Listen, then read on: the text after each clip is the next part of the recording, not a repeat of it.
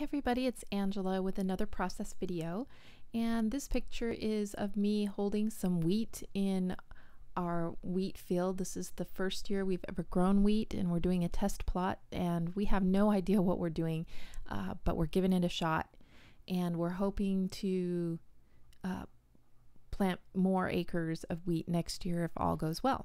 So anyhow, I just wanted to document this, and I'm using a combination of papers. These two papers are from the Crate Paper, I think it's the Take Note collection, or no, the DIY collection. And that paper there with the chicken on it, and some of the others are from We Are Memory Keepers Country Life, and then there are also some from Basic Gray's Herbs and Honey. So here I am, I'm pulling out a few elements that I got from SaCrafters, and I'm using the windmill, the weather vane, and then I also have that water pump. And I'm not sure at this point how many of them I'm going to use, if I'm going to use all three or just one or two, but I pulled them all out because they all kind of fit the theme. So I go to my die cut machine and I just cut out some some eyelet circles, and I just placed those two, and I think I want the weather vane at the top since it's usually on the top of a building. I went ahead and put it on the top there, and then I kind of want the weather vane or the windmill there, so I'm kind of thinking I won't use the water pump at this time. And then the We Are Memory Keepers paper has some great, they're kind of cut apart, so you could use them as a full sheet like a newspaper almost, but I'm just cutting mine apart. And I like the kind of cream color with the brown that it has, and it just says here's a note, and then there's another one that says bushels of wheat.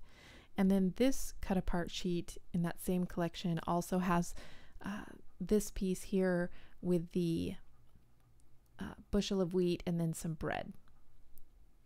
So I wanted to use both of those. They also had a border strip on that same piece of paper that I'm just cutting out the brown border strip. And it was just a little bit too much yellow on that, although I don't mind a touch of yellow. It was just a little bit too much as compared to some of the other elements I have. So I just trimmed that piece down and left a tiny, tiny line of yellow on there. And so I'm just kind of seeing where I want to place stuff at this point. I'm going to do two clusters, diagonally from each other. And I'm also going to use my Tim Holtz ink to distress all the edges with some tea dye. And that just gives a little bit of delineation between the pieces of paper, and it also helps give it kind of that aged, worn look. And so I'm really liking this so far. I go ahead and ink all my elements, and then I also use the same color of distress ink to ink up my SaCrafters pieces. And I love this little windmill. It is so cute. It would look great in a shadow box too, but I really wanted to use it on this layout, and it comes in a package, so I have another one of each of these, the weather vane and the windmill. And this one was really delicate. I was afraid I was going to break it rubbing on it, so I put it back in the sheet it was cut out of, and that's why Sa leaves it still connected in there. It helps protect those delicate areas, so I just put it back in there and ink it up, and that way it makes sure that I don't break anything. And I just give it a nice coat of brown and then pop it back out. So I'm really liking that. It's really simple. I didn't have to break out the paint, and I just didn't want to go over the top. I thought about embossing them and doing stuff like that, but I didn't want it to be glittery or sparkly or anything like that. I wanted it to be just kind of country simple. So I have these two stamps, one acrylic stamp of a wheat sheaf, and then this one wooden block of some wheat. And I wasn't quite sure which one I was going to use, but I go with this wooden stamp. and the same brown, or no, I used some Heidi Swap brown ink on this. And I love that stamp since I'm a bread baker and I grind my own flour and stuff. I use that stamp for that. And now that we're growing wheat in the field, I can use it for that as well. And it's just great for any country layout, just as a texture. So I'm really getting my money's worth. I used it, or I purchased it with my 40% off coupon one time, and I just really love that stamp. I try to get things I know I can use for several different purposes, and you know, really get my money's worth out of it. So I just stamped some there. I want it to be subtle. I just use the brown so it kind of blends into the background, and a lot of it's going to get covered up, but you can still see it in the end. So I go ahead and I place my doilies down and my photo. And we're getting ready this next weekend. We're going to combine the test plot and see what our yield is. So we're really excited to do that, especially since we don't know what we're doing. We have to figure out how to do all the settings on the combine and everything. So we're brand new to all this. So I just kind of go back and forth as to which side I want to put that. Here's a note. And then I want to give something at the base of each of the wood elements. And here I am. I'm going to ink up this water pump, and see if I can't get it to work on there, but it was just a little bit too much. And so I think I'm going to save that for a different layout. Actually, I have pictures of when we got our first water out of our well. So I may do a layout with that and use that element on there. So I'm looking through, I know it's a little bit, it lacks color, it needs some pops of color. So I'm going through my herbs and honey collection just to see what's in there.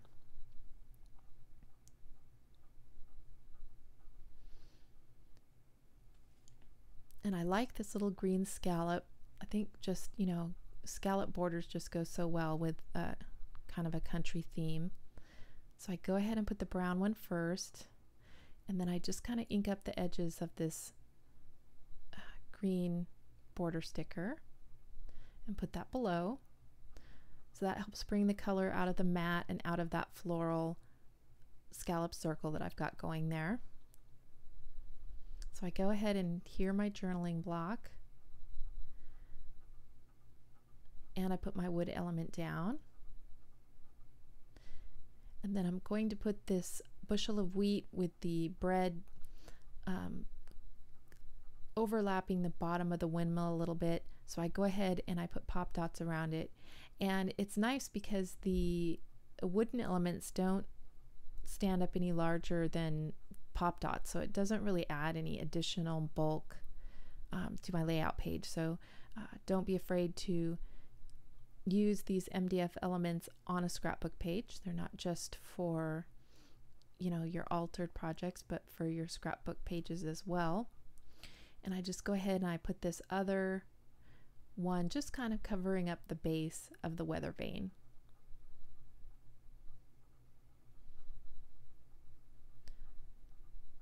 So I like that, you know, these will be very unique elements in my scrapbook and really give a different feel to the page. And then the other items I'll probably use in a mini album or something like that. So I'm looking through the chipboard and I'm thinking that this wood fresh produce sign would look good on there, but I just can't find a place where a rectangular element would look good, and I want a little bit more color. So I look at those flowers for a minute there and that doesn't work, and so I'm looking through these others trying to find something that'll work to bring more of the orange colors from out of that floral. But I looked at that sticker, but the brown, it just wasn't the right color. It was more of a gray background on that, so it just didn't go with the wood elements that I have going. So I keep looking, and I have the herbs and honey you know, kind of like a tag or journaling book there. So I'm looking through those, and nothing's, you know, coming together. So I look through the herbs and honey. I have these wood veneers and the ephemera pack, or the die cut pack. So I just start looking through those to see what I can find that'll bring some of those other colors. And I'm really kind of liking the round wooden elements. And I find a green tab.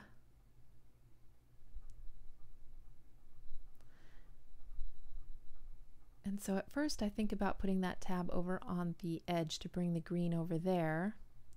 And I go ahead and cut it in half, so that gives me 2 to use. And then I like these round elements. And I kind of don't want to just put them both on one corner and then not one up in the other corner, or it kind of looked off balance. But I liked them both down there. I'm still thinking about putting that water pump in, but it just doesn't quite make it onto the layout. But I do like those 2 round elements. So I think about, you know, I look through the box again and I find another round one. And it kind of brings that little bit of yellow, and the other 2 bring in the kind of the green and the orange color. So I just removed one of the pop dots from below there so I could tuck that up underneath a little bit. And then I go ahead and put the other 2 on that side, and then I put the tab up by the weather vane, and there was kind of an open empty spot there. So I just tuck it right there just to bring some of that color up on the layout. So I go ahead and I clip that off, and I'm really liking, you know, how it's looking at this point. And I'm giving that water pump one more try, but no, it's just not working on there. So I go ahead and I cover up my photo, and I get some of my Heidi Swap mists, and I want to get that kind of orangey color, the green and the green color. So I do a little test of them to see if I like it. And I have 2 colors of orange, that really light peach and then a darker orange. So I'm going to put 3 different colors. I have a hard time getting it to splatter off of there, so I really have to shake it pretty hard there.